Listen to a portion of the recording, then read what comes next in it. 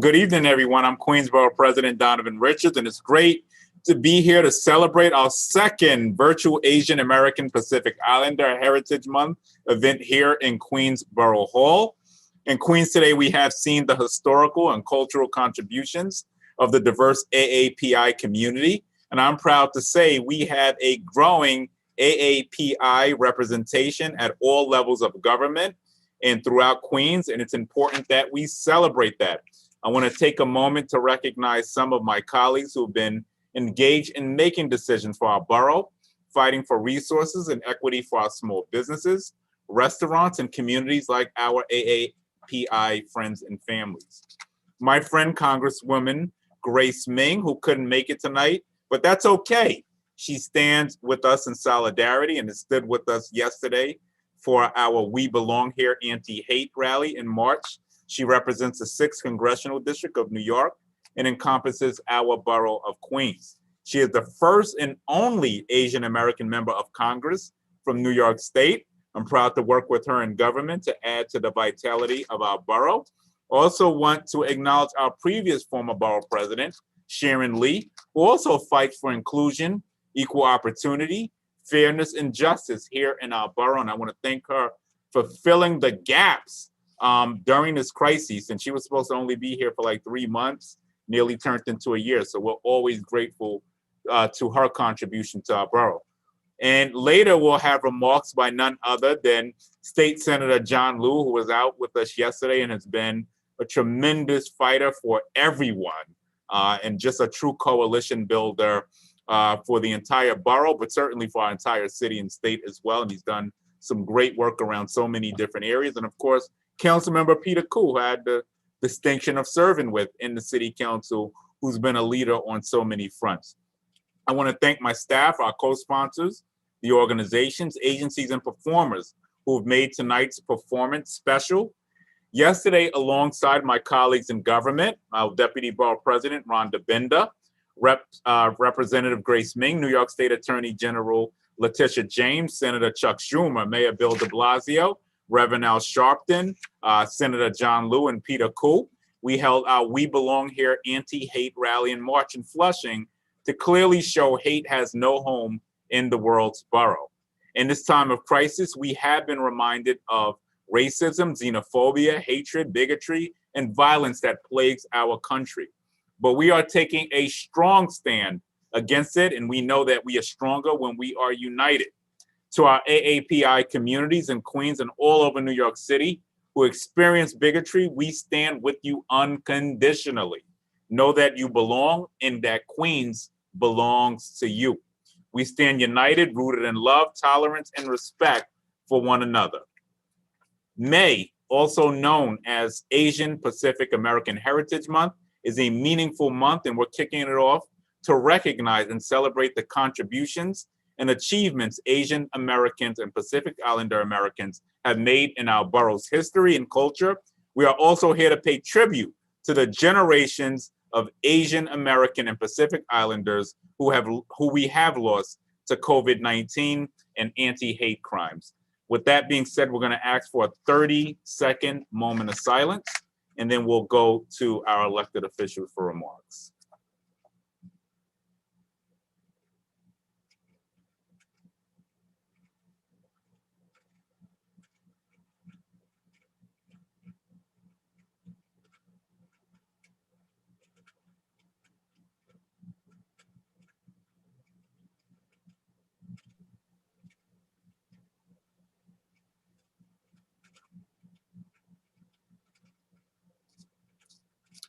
Thank you.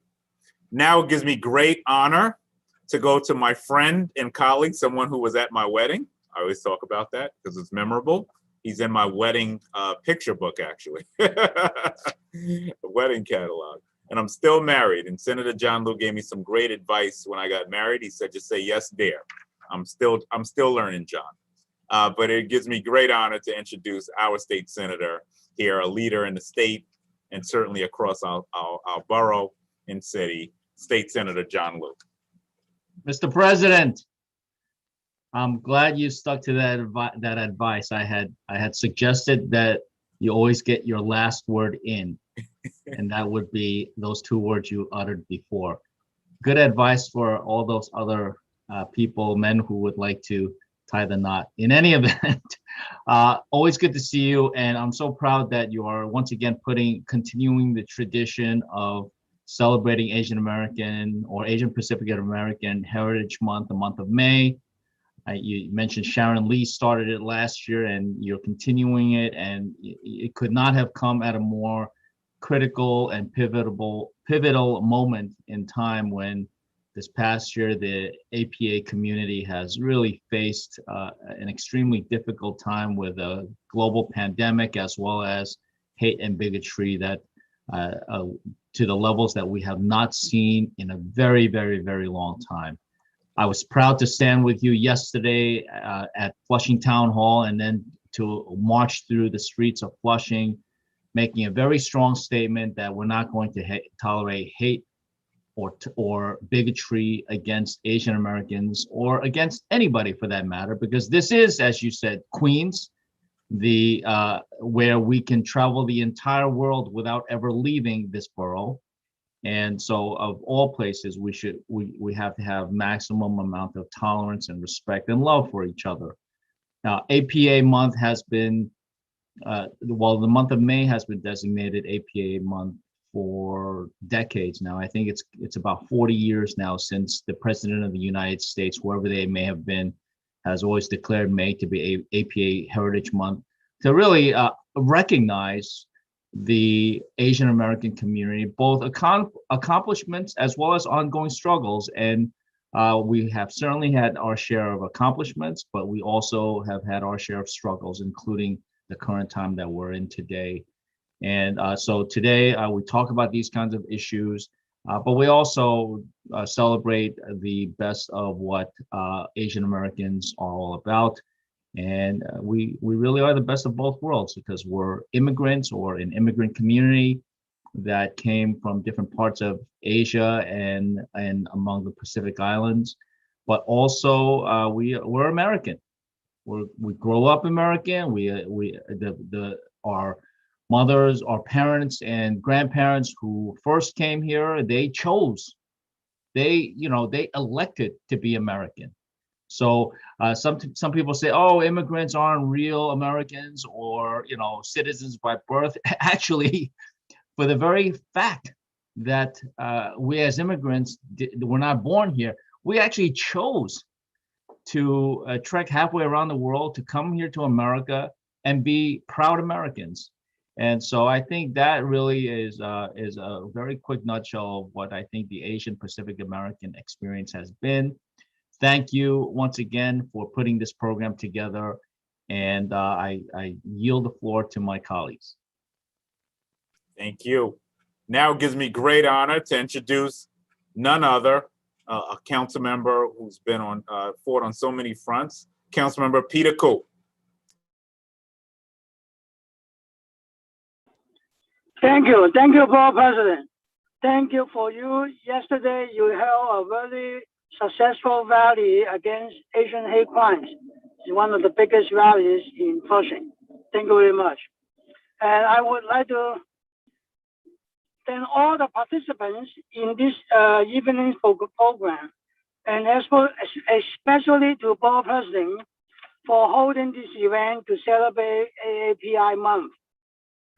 Throughout New York City's history, people from the four corners of the globe have come to America, bringing their talents and skills, their hopes and dreams, and their determination to succeed. Asian Americans and Pacific Islanders have always been among them, but working hard to build new lives for themselves and their families. Asian Americans and Pacific Islanders in search of opportunity have helped make our city what it is today. Historically, it has not been easy for Asian Americans to win the right to participate fully in the life of our city.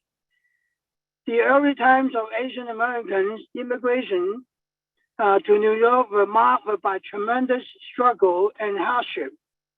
And this past year has been particularly difficult for Asian Americans and Pacific Islanders from all walks of life. Today, the fight against discrimination is far from over, but New Yorkers of Asians and Pacific Islander heritage break down new barriers every day, playing increasing prominent roles in all professions, branches of government, and civic life. Today, we celebrate progress. We celebrate our recovery and everything the future holds for Asian American and Pacific Islanders. Thank you for joining us today, and I would like to wish all a happy Asian American and Pacific Islander Heritage Month. Thank you. Thank you, Peter. Thank you so much. Next, we'll go to the introduction of the invocation. Now we'll have our invocation by Lama Eng, Baba Sharpa. Pronouns are he, him. The United Sherpa Association is a not-for-profit organization founded in 1996 and is located right here in Elmhurst. Oh, sorry, I got such a not-for-profit organization founded in 1996 and is located right here in Elmhurst, Queens. Their mission is to serve communities in New York and beyond by providing a platform of preserving, promoting, and developing language, culture, education.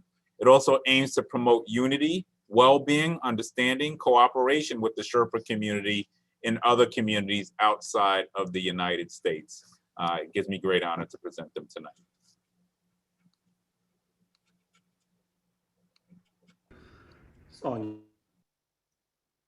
Namla Janju Podo Dane Japsi Daji Son Jibi Sonam Jindula Benja Sanyan Jobora Show, Nadan Daji Simjana Yene Zanje Yimbala Yamrashi Bidani to Janju Chodo Simje and Simjantam Jendewa Dan Devi Judan de Marjuji and Duan Duani Judan Origin.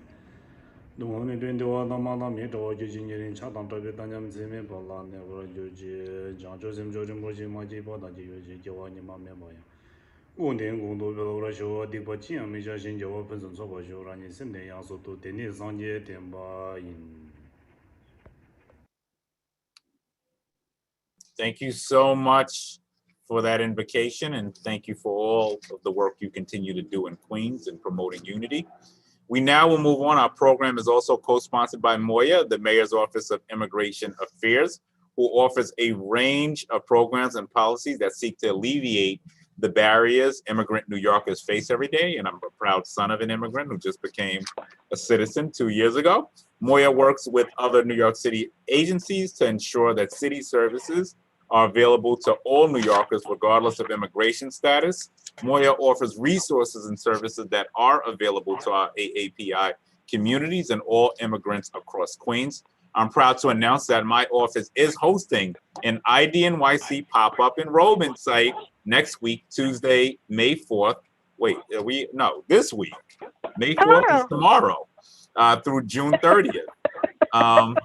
May already. And I can't wait to update my IDNYC because I'm like behind. My mind is expired.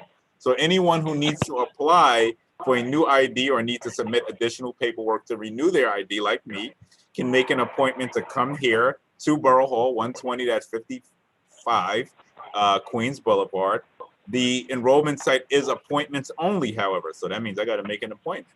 And appointments can be made by calling 311 and saying IDNYC, or go online to www.nyc.gov/site/IDNYC/card, make an appointment.page. We have Elaine Reyes Arias, who will share more information now.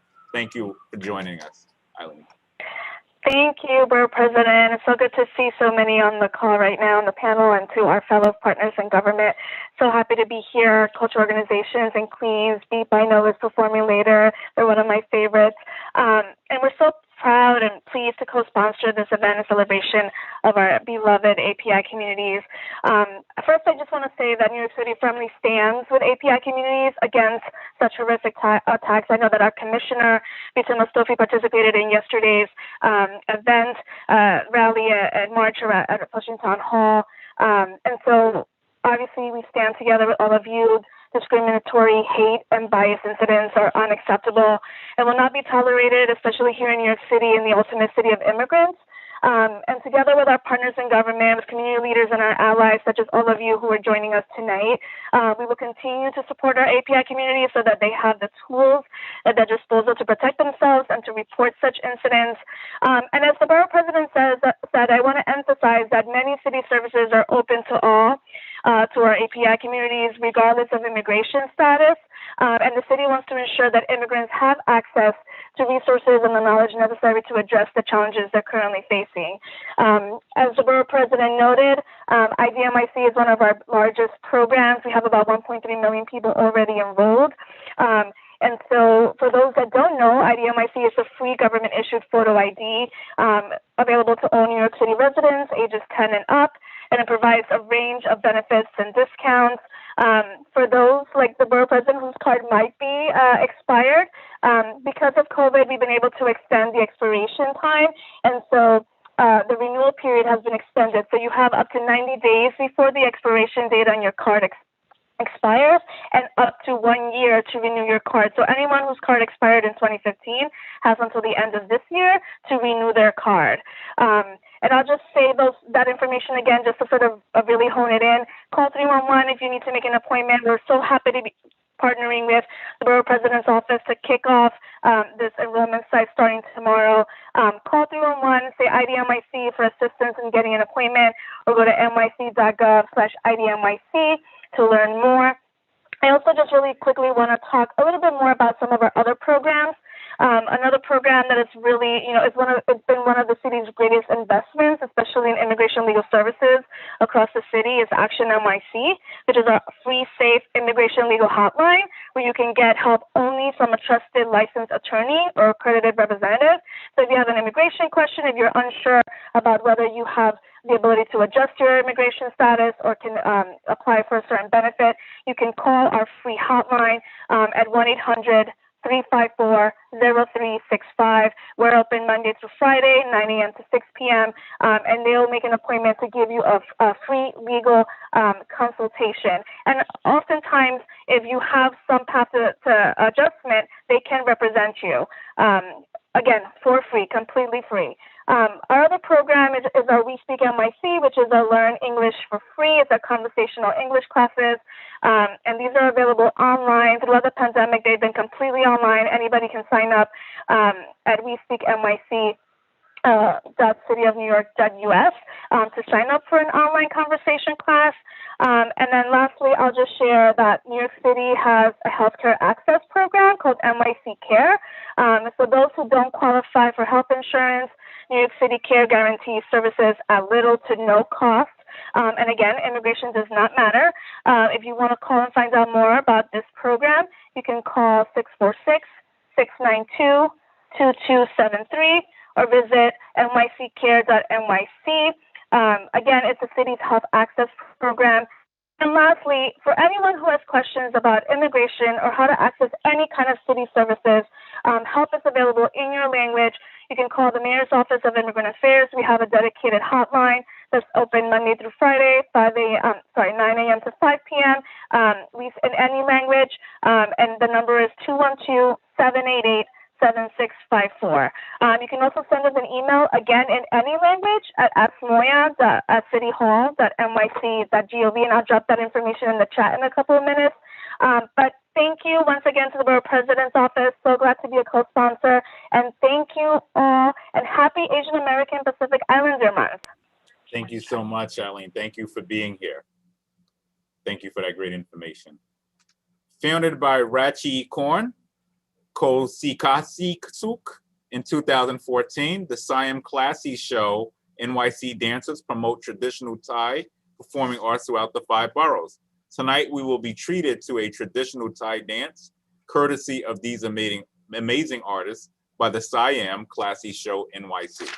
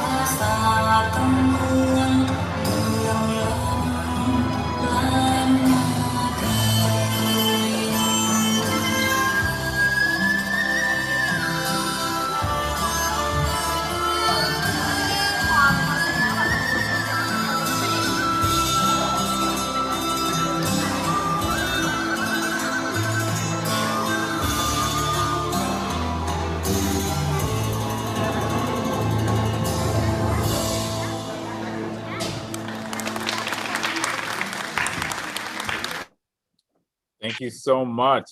It was beautiful, beautiful performance. Next, I am honored to introduce the president of the FDNY Phoenix Society, Firefighter David Lin, and Vice President Benjamin Cho. Firefighter Lin joined the FDNY in 2005 and is the co-founder and president of the FDNY Phoenix Society. Firefighter Cho has been with the department for 7 years and serves out of Engine 298 right here in Jamaica, Queens. The mission of the FDNY Phoenix Society is to be the cultural bridge amongst the FDNY, its employees, and the Asian communities of New York City. It seeks to enhance the Asian American community in FDNY by networking amongst those interested in professional and personal development, while emphasizing the preservation of Asian American identity. Firefighter Lin and Cho, thank you for being here. Gives me great honor to turn to you for remarks. Thank you. Thank you, Queensboro President Richardson Jr. for having us, though. Remember, not too long ago, we were actually doing all these events in person, and having these amazing events and celebration in person. Being a product of a Asian American immigrant myself, like all of our parents came here, and our family members came here by choice. We travel really far, from the other side of the world to come over here to be a part of this. So we're just as American as everyone else. And a little bit about the FDNY Phoenix Society. We just wrapped up our 6-week mission over at Flushing Library to assist everyone with COVID-19 vaccination via translation. So we encourage everyone to go ahead and get vaccinated so we can return back to normal. Hopefully this time next year, we can do this in person. And I'm going to introduce you to our awesome firefighter over here, who's one of the best firefighters, not just in Queens, but in New York as well. Our very own Vice President, Benjamin J. Chu. So Ben, take the floor. I just want to first and foremost say thank you, Queensboro President, for putting this all together, and the great rally you threw yesterday. Stopped by, it was a great turnout. Yes, I'm assigned to Engine Company 298, right here in Queens, Jamaica, Queens, right down the block from your office, actually.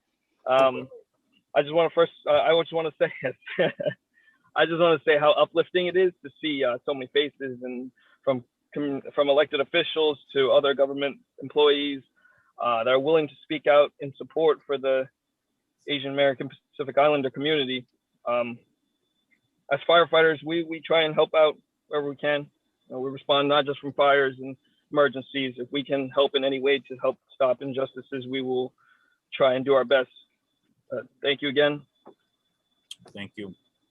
Thank you all both for what you do, and thank you for your commitment to public service and to the people of Queens and to our city. And yesterday we wanted to send a very clear message that the Asian community does not stand alone, and that we're very serious and committed to making sure that the Asian community can travel safely, not live in fear. Our children should be able to go to the playground. Our children to be able to travel to school. Our senior citizens should be able to go about their daily duties without living in fear. And we got a lot of more work to do, and we're going to continue this work. The rally was great. It was a strong showing, but the work continues as we do bystander trainings and other events that we will continue to do throughout the year until we knock out every stint of hate we can possibly. So I want you to know we're grateful to you, and thanks for being there, and thanks for your service to our city. We appreciate both of you. Thank you. Thank you. Now we'll have a performance by the Bangladesh Institute of Performing Arts. BIPA works to promote Bengali arts and language in New York City's growing multicultural communities by offering accessible classes and providing platforms for emerging artists and performers. It also seeks to increase all New Yorkers' exposure to the rich heritage of Bengali artistic traditions, regardless of the audience's ethnic or social origin. And we get to see that in the next performance. Welcome, the Bangladesh Institute of Performing Arts.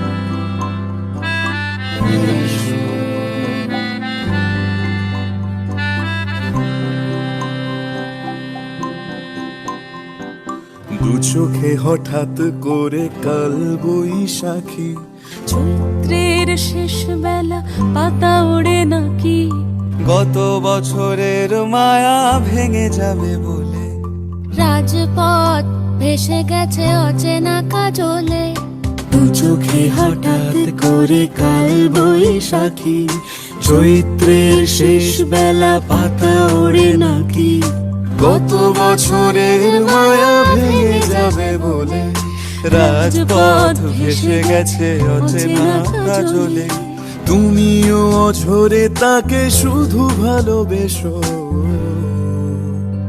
এসো হে বৈশাখ এসো এসো এসো হে বৈশাখ এসো এসো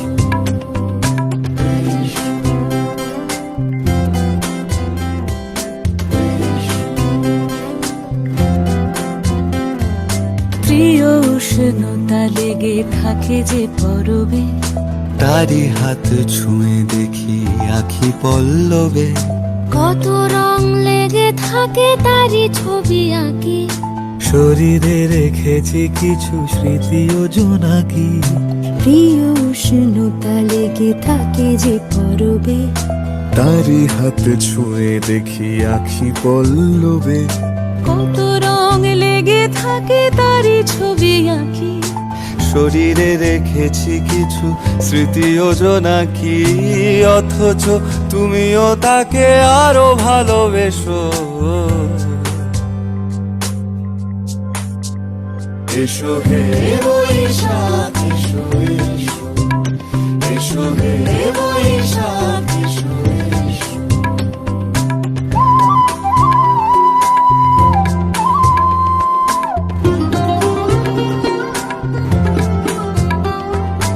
আলিয়া লুকিয়ে থাকে আনমনা সুরে অন্ধকারের ভাষা থেকে বহু দূরে গত বছরের মায়া ভেঙে যাবে বলে খড়কুটো বেঁধে রাখি তোমারই আঁচলে আলিয়া লুকিয়ে থাকে আনমনা সুরে অন্ধকারের ভাষা থেকে বহু দূরে গত বছরের মায়া ভেঙে যাবে বলে খড়কুটো বেঁধে রাখি তোমারই আঁচলে অথচ তুমিও তাকে শুধু ভালোবেসো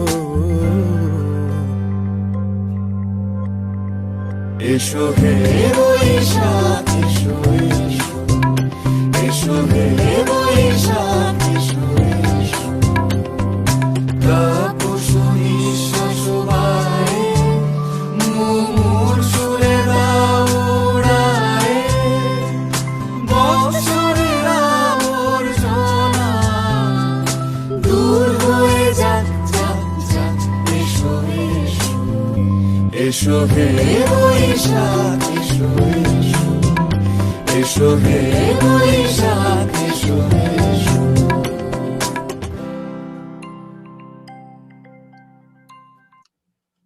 Whoa, wasn't that great? Next up, we'll have a presentation by Sharon Chen. Sharon Chen is a lifelong Queens resident and descendant of Chinese American immigrants. She's a member of Queens Community Board 11 and served as an arts commissioner with the Queens Council of the Arts. Chen also runs a digital magazine, The Creative Sanctum, where she amplifies the stories of artists. In honor of Asian American Pacific Islander Heritage Month, Chen has prepared a video discussing the importance of Asian American representation and its powerful impact in transforming AAPI hate into joy. Now we'll have a presentation from her. We belong here. My name is Sharon Chen, and I'm a proud daughter of Queens. I'm a member of CB11, and I also run a digital magazine, The Creative Sanctum, where I tell the stories of artists. I'm especially proud to feature the voices of BIPOC artists. I do this because growing up, there was a dearth of Asian American representation. Hollywood didn't tell our stories, and certainly didn't show Asian American faces in leading roles. It took 25 years between the Joy Luck Club and Crazy Rich Asians. On Broadway, today, only 6.2% of stories are being told by Asian American writers. From a historical perspective, Asian American history is often taught as a footnote, or worse, erased. Chinese Americans played a huge role in building this country, from contributions in the civil rights movement to building the Transcontinental Railroad. Their faces are missing from the Promontory Point Railroad completion photos, and names like Grace Lee Boggs, Mabel Pinghua Lee, and Yuri Kochiyama remain little known today. It wasn't until this past year even that, 75 years later, Chinese Americans were recognized with a Congressional Gold Medal for their service in World War II. As we look at Asian Pacific American Heritage Month and reflect on a past year in which xenophobic language and violence against Asian Americans is on the rise, I think of how critical it is to see Asian American and Pacific Islander stories. It's important for countering narratives which threaten to dehumanize. It's important for transforming violence and hate into joy. It's important for showing that Asian Americans have contributed to this country and that Asian Americans belong here. Today, I'm proud to have a shelf full of Asian American authors. I'm so proud to see Asian American artists using their voices to counter AAPI hate and violence. I take comfort in seeing our city blanket itself in art and messaging to combat xenophobia and hate. Today, I encourage Asian Americans to take control of their narratives and tell their stories. I ask that mainstream media and platforms amplify and uplift these voices. After all, we belong here.